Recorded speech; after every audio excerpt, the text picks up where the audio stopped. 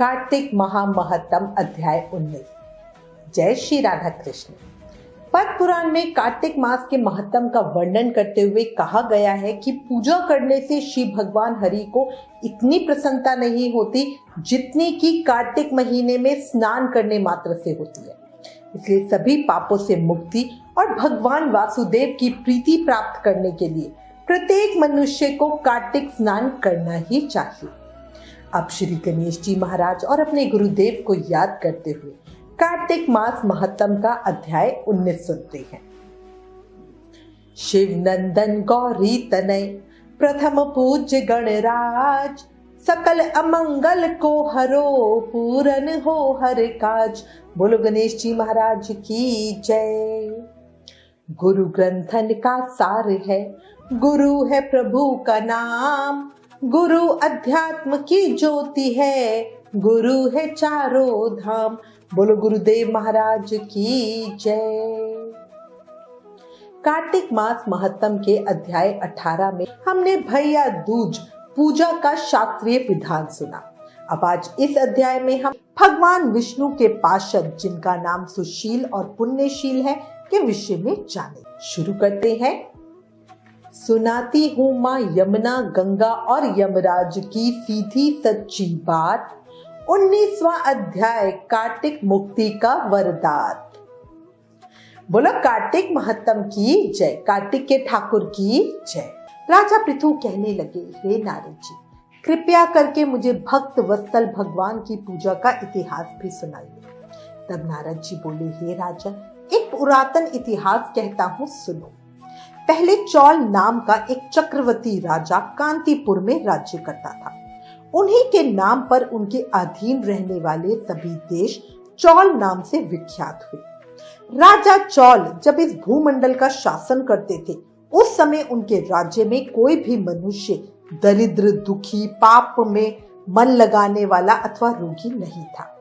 ये सब राजा के यज्ञ करने का प्रभाव था।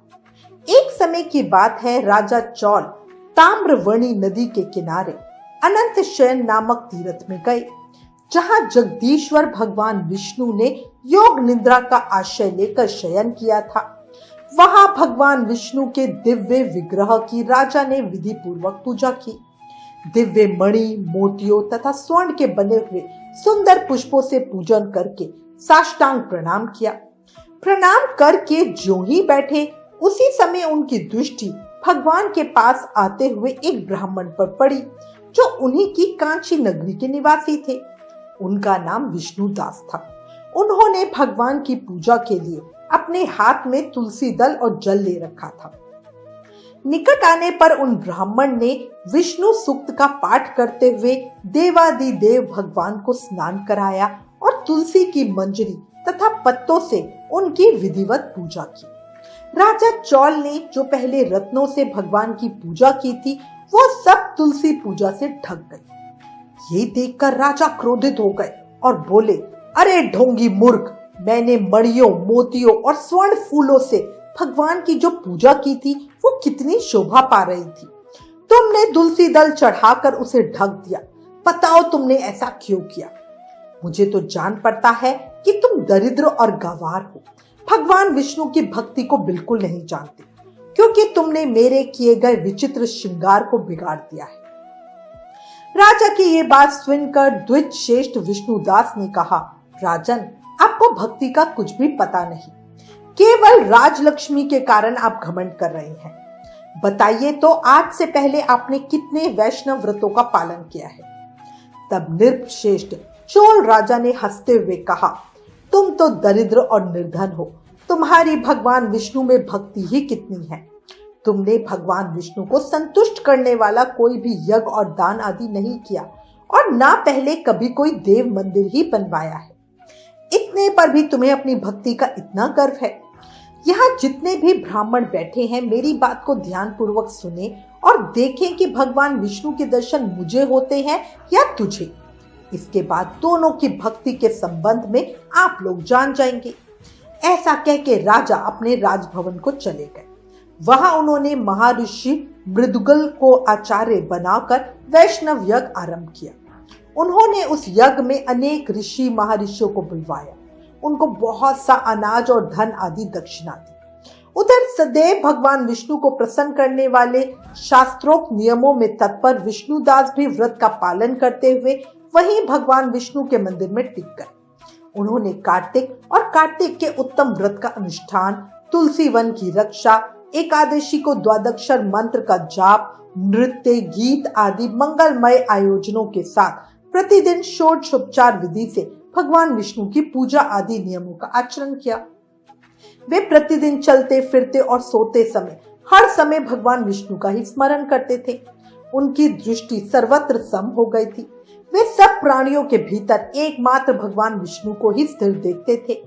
इस प्रकार राजा चौल और विष्णुदास दोनों ही भगवान लक्ष्मीपति की आराधना में संलग्न थे।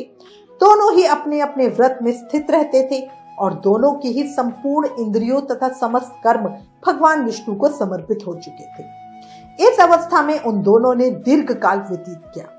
एक दिन की बात है, विष्णुदास ने नित्य कर्म करने के बाद भोजन तैयार किया, किंतु कोई छिपकर उसे चुरा कर ले गया। विष्णुदास ने देखा भोजन नहीं है, परंतु उन्होंने दोबारा भोजन नहीं बनाया, क्योंकि ऐसा करने पर सायंकाल की पूजा के लिए उन्हें समय नहीं मिलता। इसलिए सायंकाल का व्रत भंग ना हो जाए, इसलिए वो भूखा ही सो गए। दूसरे दिन पुनः उसी समय पर भोजन बनाकर वो जो ही भगवान विष्णु को भोग अर्पण करने के लिए गए, त्यों ही किसी ने आकर फिर सारा भोजन हड़प लिया। इस प्रकार 7 दिनों तक लगातार कोई उनका भोजन चुरा कर ले जाता रहा। तब वो हैरान होकर सोचने लगे कि ये तो बड़ी विचित्र घटना है, ना जाने कौन हर रोज मेरे भोजन को चुरा कर ले जाता है। वो मन ही मन इस प्रकार विचार करने लगे, हाँ, कौन प्रतिदिन आकर मेरे रसोई को चुरा कर ले जाता है। यदि दोबारा बनाकर भोजन करता हूँ तो सायंकाल की पूजा छूट जाती है। यदि रसोई बनाकर तुरंत ही भोजन करूं तो ये उचित ना होगा, मुझसे ये भी ना हो सकेगा, क्योंकि भगवान विष्णु को सब कुछ अर्पण किए बिना कोई भी वैष्णव भोजन नहीं कर सकता। आज उपवास करते हुए मुझे 7 दिन हो गए हैं। इस प्रकार मैं व्रत में कब तक स्थिर रह सकता हूँ। अच्छा, आज मैं रसोई की भली भांति रक्षा करूंगा, ऐसा उन्होंने सोचा और ऐसा निश्चय करके भोजन बनाने के बाद वो वहीं कहीं छिपकर खड़े हो गए। उन्होंने इतने में ही देखा कि एक चंडाल जो रसोई का अन्न हर कर जाने के लिए तैयार खड़ा था। भूख के मारे उसका सारा शरीर दुर्बल हो गया था। मुख पर दीनता छा रही थी। शरीर में हाड़ और चमड़ी के सिवा कुछ नहीं बचा था।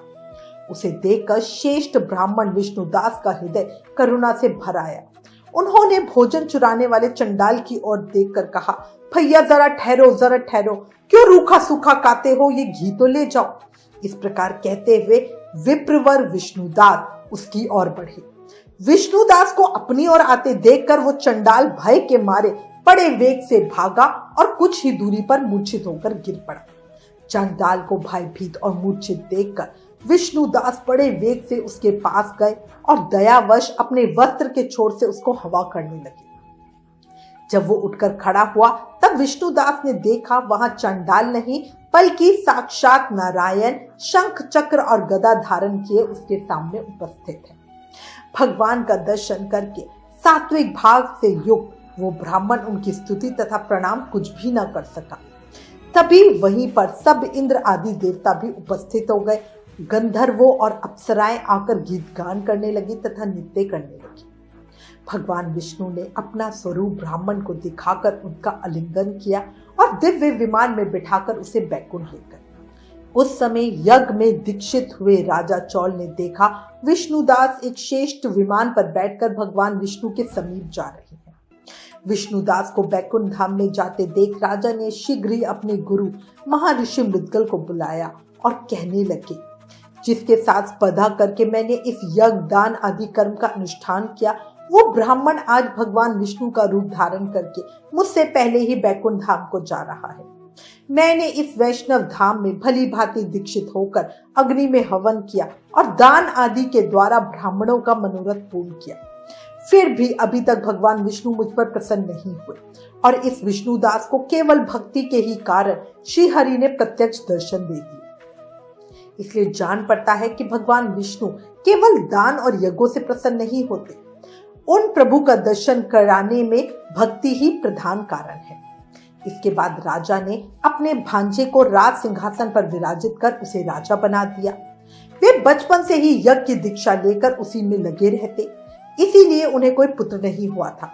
और यही कारण है कि उस देश में आज तक भांजे ही राज्य के उत्तराधिकारी होते हैं। भांजे को राज्य देकर राजा यज्ञशाला में गए और यज्ञ कुंड के सामने खड़े होकर भगवान विष्णु को संबोधित करते हुए 3 बार ऊंचे स्वर से बोले, भगवान विष्णु, आप मुझे मन, वाणी, शरीर और क्रिया द्वारा होने वाली अविचल भक्ति दीजिए। इस प्रकार कहकर वो सबके देखते देखते अग्नि कुंड में कूद पड़े। बस उसी क्षण भक्त वत्सल भगवान विष्णु अग्नि कुंड में प्रकट हो गए और उन्होंने राजा को छाती से लगाकर एक श्रेष्ठ विमान में बिठाया और अपने साथ बैकुंठ धाम को ले गए। नारद जी बोले, हे राजा पृथु, जो विष्णुदास थे वो तो पुण्यशील नाम से प्रसिद्ध भगवान के पार्षद हुए और जो राजा चौल थे उनका नाम सुशील हुआ। इन दोनों को अपने ही समान रूप देकर भगवान लक्ष्मीपति ने अपना द्वारपाल बना लिया। कार्तिक मास महत्तम अध्याय 19 समाप्त। कितना सुंदर इतिहास था। इससे ये स्पष्ट है कि भगवान भाव के भूखे हैं। अगर प्रेम से भगवान को सिर्फ तुलसी दल अर्पित करें तो भी वो बहुत है, और घमंड में चढ़ाया हुआ सोना चांदी मोती भी बेकार है ना।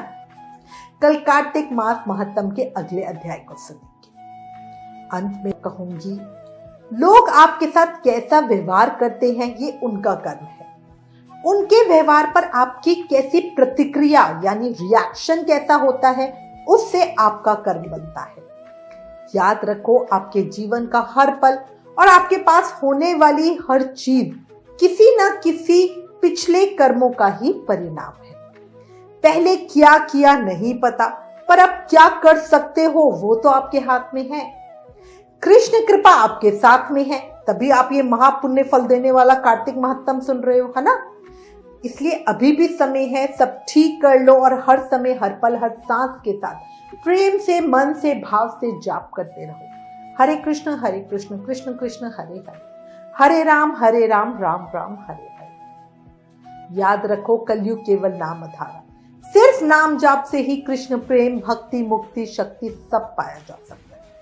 और लास्ट में एक रिक्वेस्ट, प्लीज इन वीडियोस को ज्यादा से ज्यादा शेयर करके कार्तिक मास के प्रभाव को सबको बताओ, अपने शास्त्रों का ज्यादा से ज्यादा प्रचार करो, ये भी एक सेवा है। Please like, share and subscribe. Thank you. जय श्री राधा कृष्ण।